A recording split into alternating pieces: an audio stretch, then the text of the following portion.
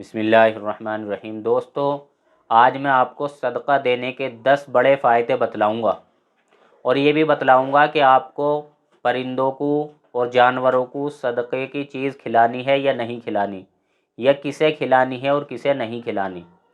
तो दोस्तों, सदक़े के 10 फ़ायदों में से एक फ़ायदा ये है, जो आदमी सदका देता है तो सदका उसके लिए आफ़तों और बलाओं और मुसीबतों के सामने ढाल बन जाता है, यानी उनको रोक देता है।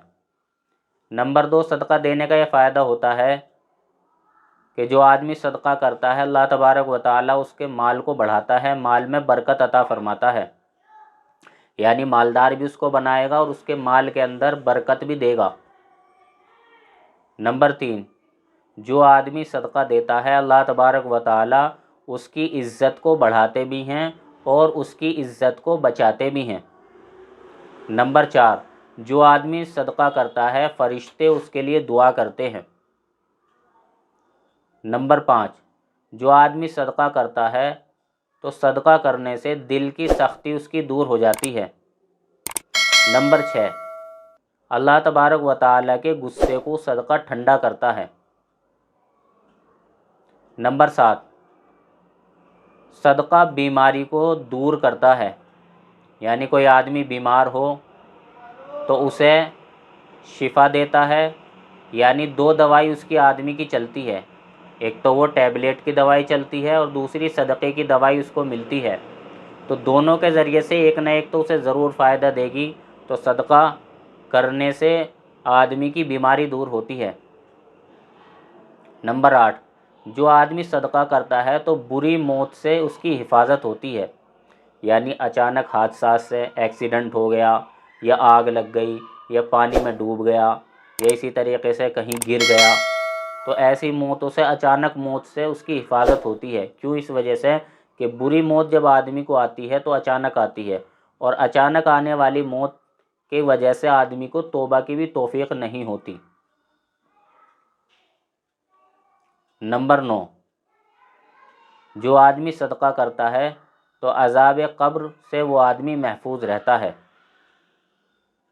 नंबर 10, क़यामत में सदका उसके लिए साया करेगा, यानी जब कोई साया ना होगा तो उसका सदका उसके लिए साया करेगा।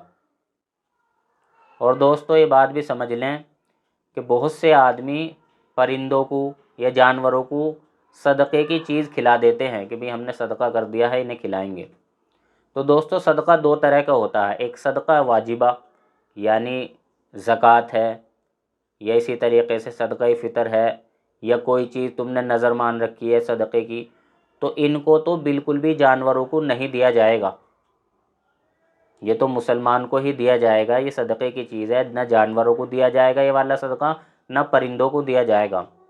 एक सदका होता है सदक़े नफिल, यानी बस ऐसे ही सवाब के लिए किसी को कोई चीज़ खिला देना और पिला देना।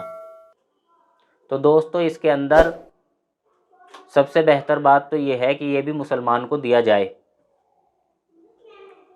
लेकिन अगर कोई आदमी मुसलमानों को देने के साथ साथ परिंदों को भी, जानवरों को भी ये चीज़ खिलाता है, इनको दाना डाल देता है, या इसी तरीके से इन्हें खिला देता है, कुत्ते हैं या दूसरी चीज़ें हैं, तो इस आदमी को भी सवाब मिलेगा। लेकिन इसमें भी बेहतर बात यह है कि पहले इंसान को चुना जाए, इंसान के बाद फिर इनका ख्याल किया जाए। इनको खिलाने का भी सवाब है, अफजल इंसान है, इसलिए इंसान को खिलाने का ज़्यादा सवाब मिलेगा। बहुत सारे लोग सदका देने में या उसी तरीके से अल्लाह के रास्ते में देने से ये सोचते हैं कि भाई हम माल देंगे तो हमारा माल कम हो जाएगा। तो दोस्तों, अक्लमंद आदमी जब नल से पानी निकालता है या कुएं से पानी निकालता है तो उसका यकीन ये होता है कि मैं पानी निकालता रहूँगा और अल्लाह तबारक व तआला नीचे से देते रहेंगे।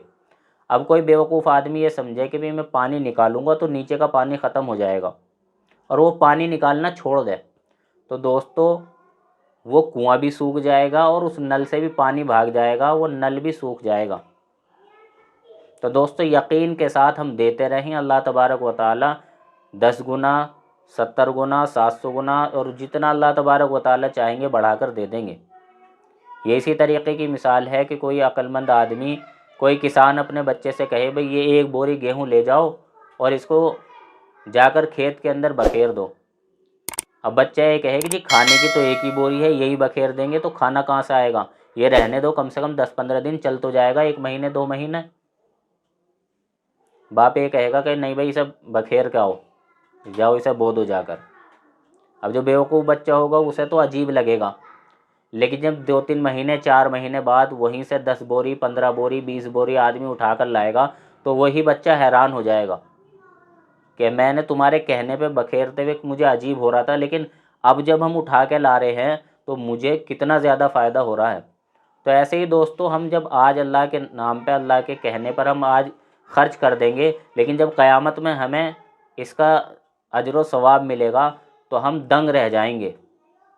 اللہ تبارک و تعالی ہم سب کو اللہ کے راستے میں خرچ کرنے کی توفیق نصیب فرمائے۔ وآخر دعوانا الحمدللہ رب العالمین۔